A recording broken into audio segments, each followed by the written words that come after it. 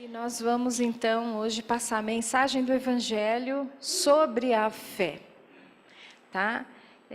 Não sei se alguém está com o Evangelho ou em casa queira acompanhar. Estamos aí no capítulo 19. A fé transporta montanhas. Então eu vou iniciar perguntando: já se perguntaram o que é a fé? Acho que todo mundo já se perguntou isso, né?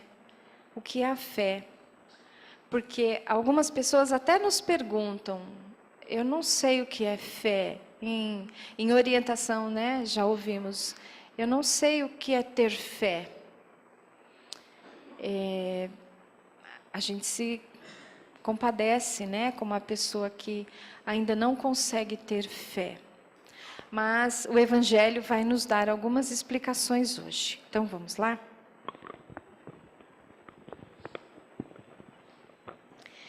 É certo que a confiança do homem em suas próprias forças o torna capaz de realizar coisas materiais que não se podem fazer quando se duvida de si mesmo. Mas aqui é unicamente no sentido moral que é preciso entender estas palavras. As montanhas que a fé transporta são as dificuldades, as resistências, a má vontade que se encontram entre os homens, mesmo quando se trata das melhores coisas. Então, nesse trechinho, olha, é claro que, primeiramente, nós confiamos em Deus, não é? Porque foi Ele que nos criou, Ele que nos capacitou, Ele que nos deu a inteligência, Ele também nos deu livre-arbítrio, certo? E através disso é que nós vamos tentando aprimorar os nossos talentos, né? Cada um de nós nasceu com um talento. Podem se perguntar, né? De repente, para que eu sirvo? Talvez não seja bem assim, porque quando se pergunta para que eu sirvo, de repente a pessoa pensa numa parte profissional, né? E não é assim, é para que eu vim como filho de Deus. Qual é a minha missão nesse mundo? É com a minha família, primeiramente, é com os meus amigos, é com o grupo que eu me relaciono, é com a minha escolha religiosa, né? Primeiramente isso. Então, nós vamos nos aprimorando. Aí vem o que no nosso caminho? Como nós temos o livre-arbítrio, nós também não viemos com manual, não é? Faça isso, isso, isso, isso para você viver e ser feliz, né? O nosso manual é esse aqui.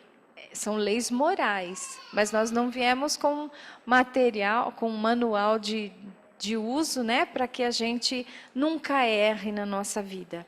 E através do nosso livre-arbítrio, obviamente, as provas vêm, em algumas delas nós sucumbimos. E o que são as provas? São as montanhas que o Evangelho está falando, né? Então, obviamente que é simbólico que a fé transporta a montanha. Nós não vamos falar para a montanha, sai daqui e ela sai, né?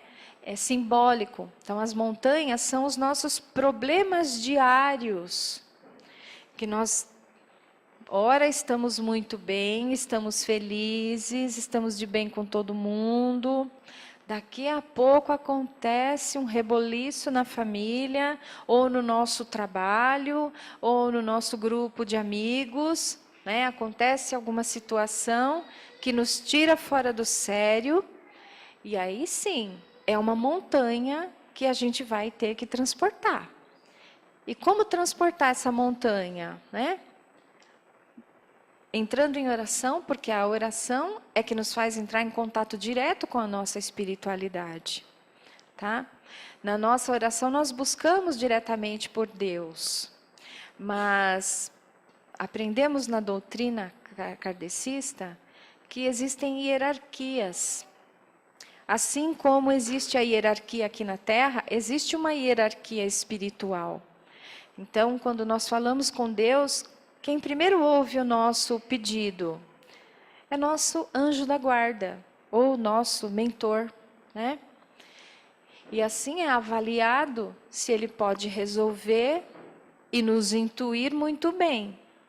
Só que muitas vezes nós somos teimosos, orgulhosos, acreditamos que podemos resolver sozinhos, ou acreditamos que estamos com a razão, né? Estamos infelizes, mas o orgulho quer que nós fiquemos com a razão e não em busca da felicidade.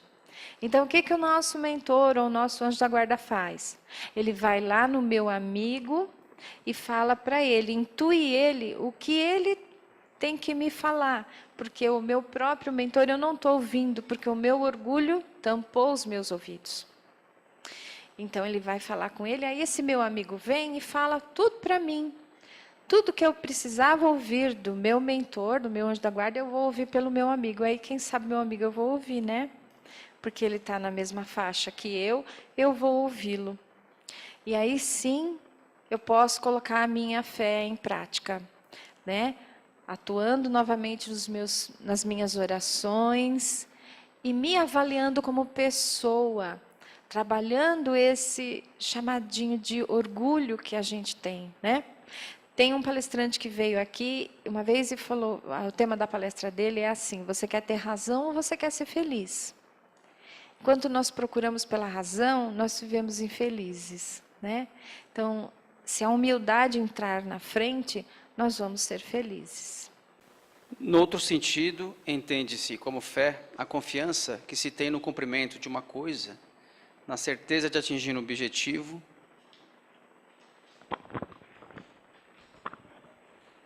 ela dá uma espécie de lucidez, que faz ver pelo pensamento os fins que se tem em vista e os meios para atingi-los, de modo que quem a possui caminha, por assim dizer, com total segurança. Num como no outro caso, ela deve a realizar grandes coisas. A fé sincera e verdadeira é sempre calma, dá a paciência que sabe esperar, porque apoiando-se na inteligência e na compreensão das coisas, tem a certeza de atingir o objetivo. A fé vacilante sente sua própria fraqueza. Quando é estimulada pelo interesse, torna-se enfurecida. E acredita que, aliando-se à violência, obterá a força que não tem. A calma na luta é sempre um sinal de força e de confiança.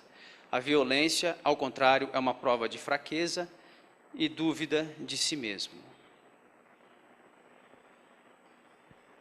Esse trecho aqui, boa noite a todos. Esse trecho aqui, ele aborda a fé num outro sentido. Porque o que é a fé, né? Como ela perguntou no início.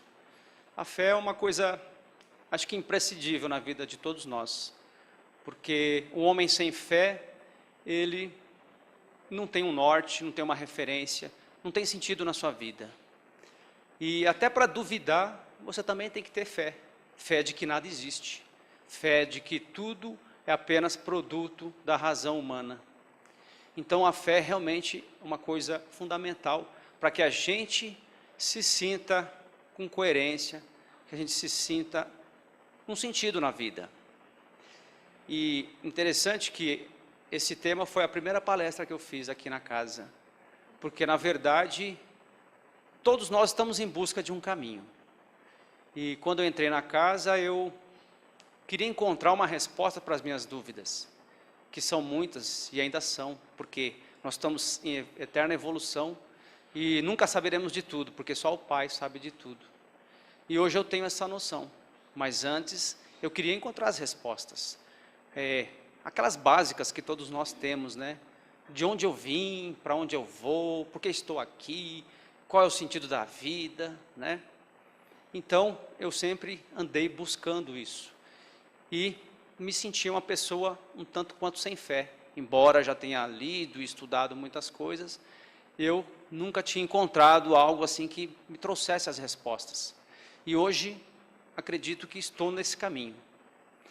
Mas esse trecho fala especificamente dessa coisa da gente ter uma fé raciocinada e de a gente ter uma fé puramente sem pensar. Quando a gente acredita em nós mesmos, nós somos capazes de tudo, que é a questão de enfrentar os desafios, enfrentar os obstáculos e realmente remover as montanhas das nossas dificuldades. Então, é necessário que todos nós busquemos a fé em nós mesmos, que nós somos capazes, que nós podemos vencer e que nós podemos realmente conquistar aquilo que nós necessitamos. Porém, quando essa fé se torna presunção, quando a gente acha que nós não precisamos de mais nada, nós nos bastamos a nós mesmos, isso acaba se tornando um orgulho e um egoísmo. E aí, ao invés da gente avançar, nós vamos regredir. Por quê? Nós vamos querer dominar o nosso irmão, e é assim que acontece em várias comunidades, depois passando para as sociedades. Hoje, né, todos nós vemos que a humanidade sempre buscou o domínio do irmão pelo outro irmão, de sempre ser mais poderosa, de sempre vencer, e os impérios foram construídos à custa de muita dor e muito sangue, por conta dessa fé em si mesmos, de que não precisamos de nenhuma outra força, não precisamos de Deus, nós mesmos somos poderosos. E com isso, as escolhas equivocadas acontecem. É isso que fez, na alegoria do paraíso perdido, o homem renegar a Deus. Deus orienta: comei de todas as frutas, menos da árvore proibida. Mas o homem, instigado pela ganância, instigado pela avareza, instigado pelas forças das trevas, que cada um tem essas forças dentro de si, ele acaba cometendo o pecado. E procura fugir daquilo que Deus tinha construído para ele, do projeto que Deus fez para o homem, que era sempre nós vivermos felizes no paraíso. O homem opta, então, pelo caminho da rebeldia. E isso faz com que ele acabe tendo a dor e o sofrimento. Porque justamente a forma que Deus encontra de nos reconduzir ao caminho do bem é através do sofrimento, que é a lei de causa e efeito. Nada fica impune. Então, temos que buscar nossa fé, temos que buscar dentro de nós as respostas, mas sempre lembrando que há uma força superior que rege, que criou tudo. Nós somos criaturas, Ele é o Criador.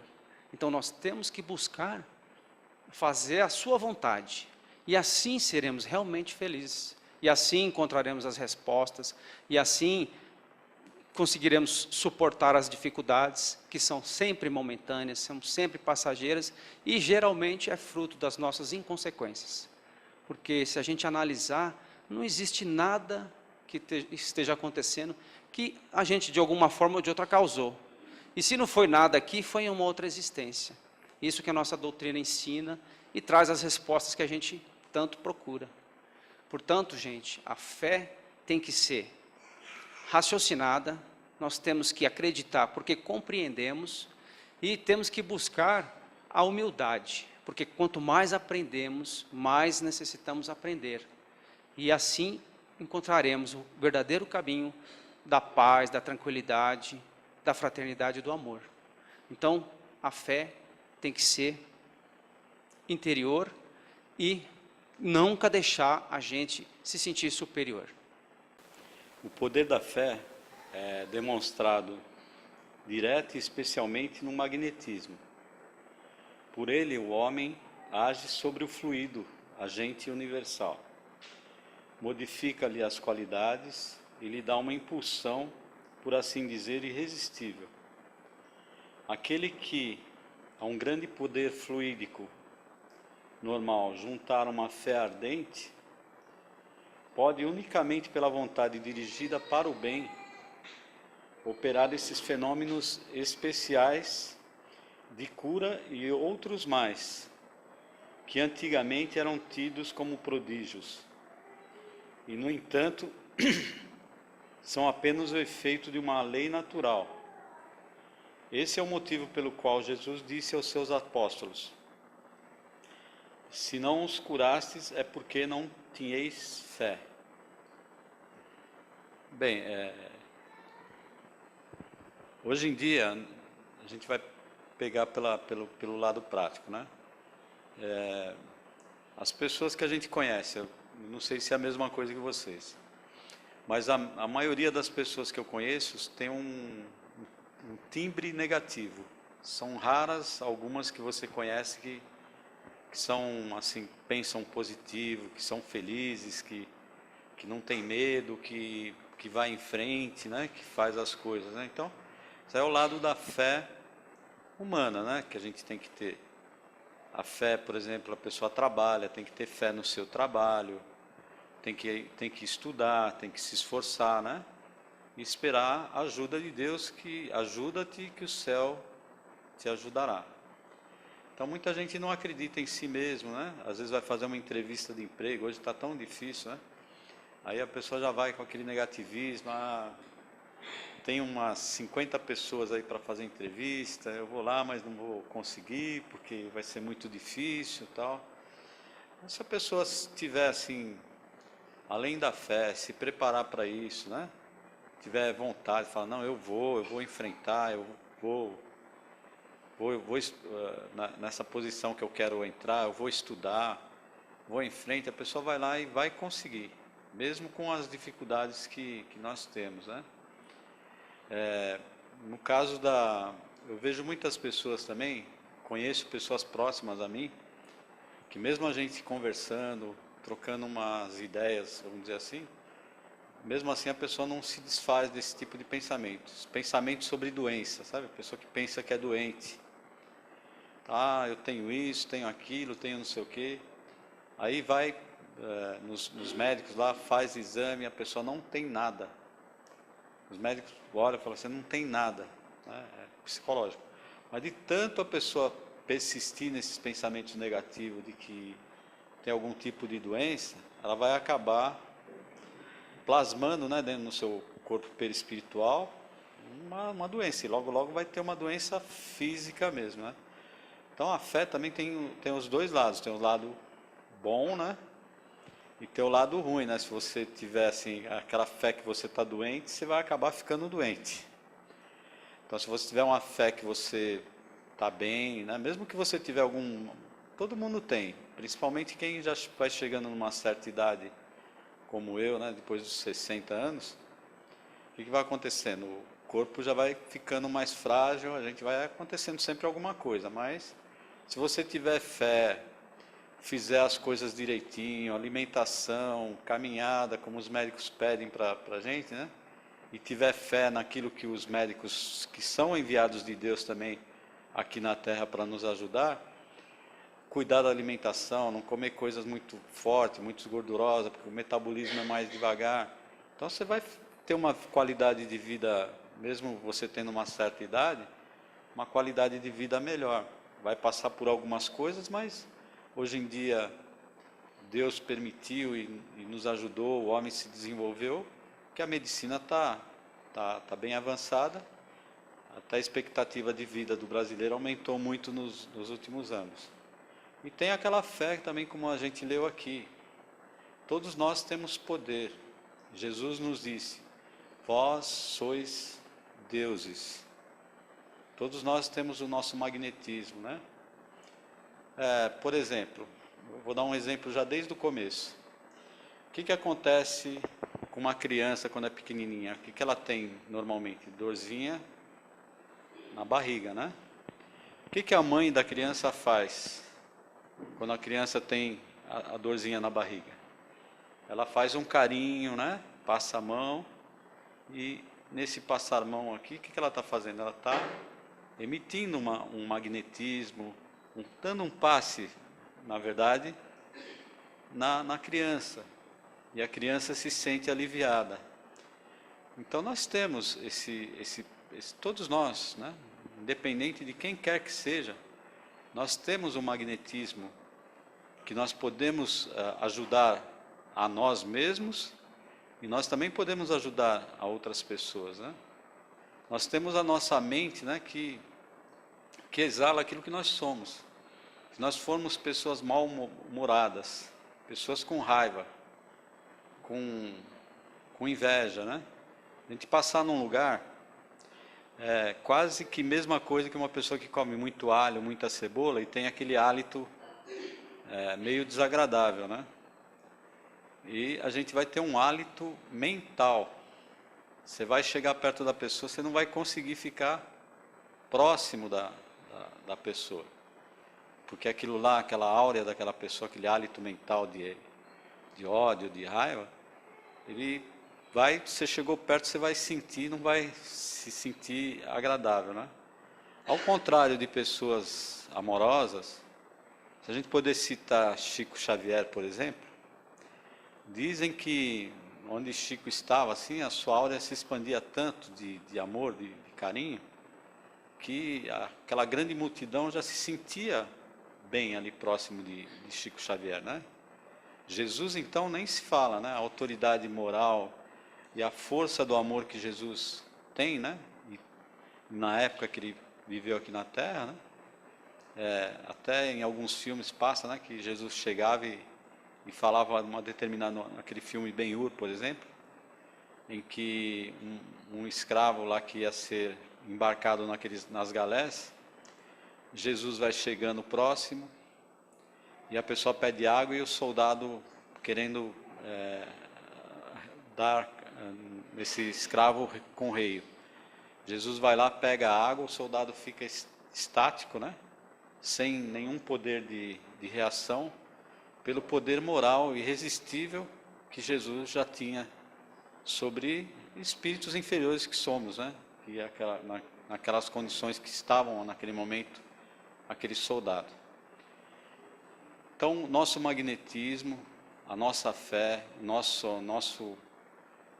nosso conhecimento, assim, que a gente pode adquirir, a nossa fé que a gente tem força dentro da gente, tanto na parte religiosa como na parte material, isso pode nos ajudar e nos ajudar muito na nossa vida, para a gente ser mais feliz, para a gente sofrer menos. Isso é muito bom, né? Quem puder, né, eu recomendo que, se você puder, assim, ou de manhã ou à noite, tirar uns 2 ou 3 minutos, 5 minutos, né? Sentar em algum lugar ao que você levanta, sentar em algum lugar onde esteja bem em silêncio, né? Levantar cedo, fazer uma espécie de uma meditação, uma oração, né? Pensar no que você vai fazer durante o dia, né? Mas pensar positivamente, que vai dar tudo certo, que vai correr tudo bem.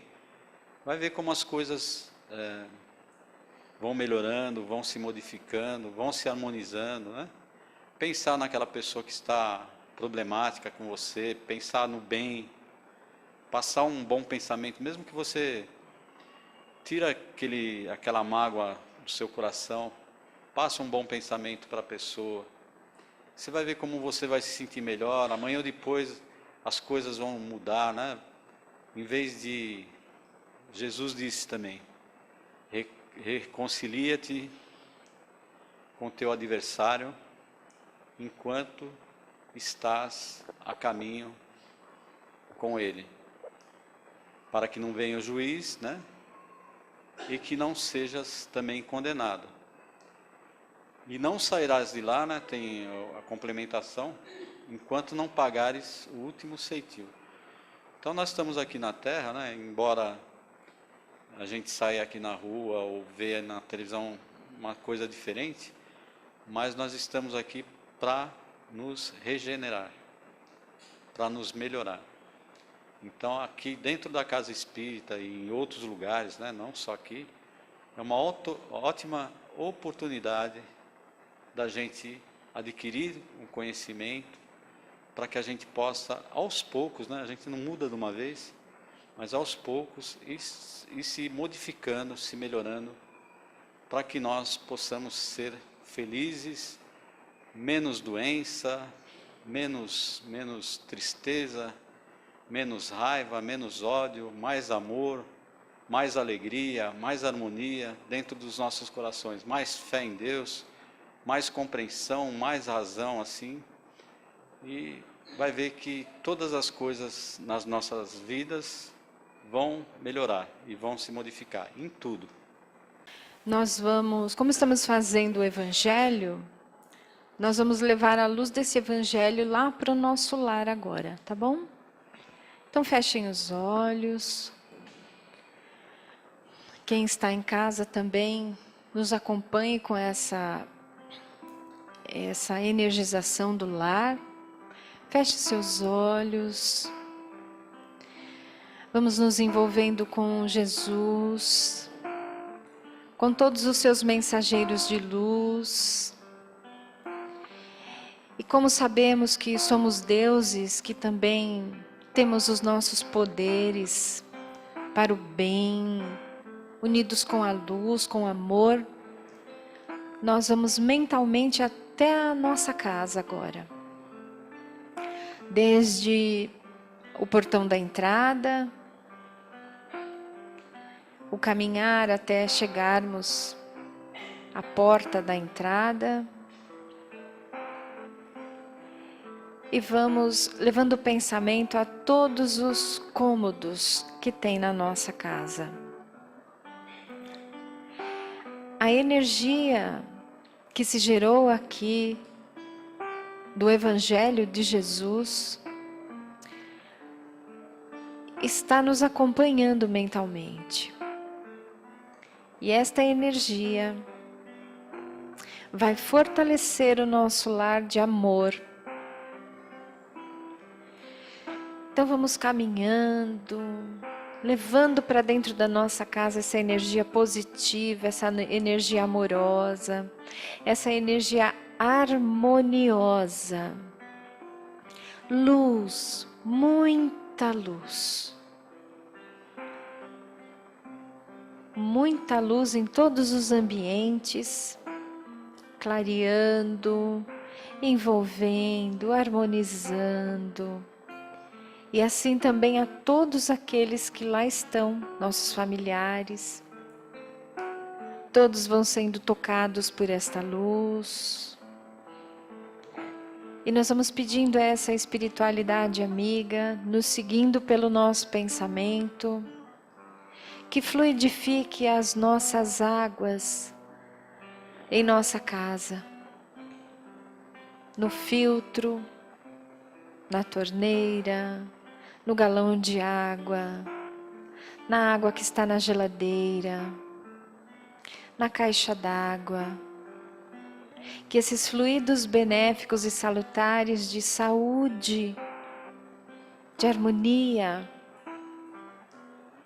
possam ser derramados por todas as águas que nos alimentam, pelas águas que vamos fazer os nossos alimentos, lavar os nossos alimentos, pelas águas que vão nos banhar.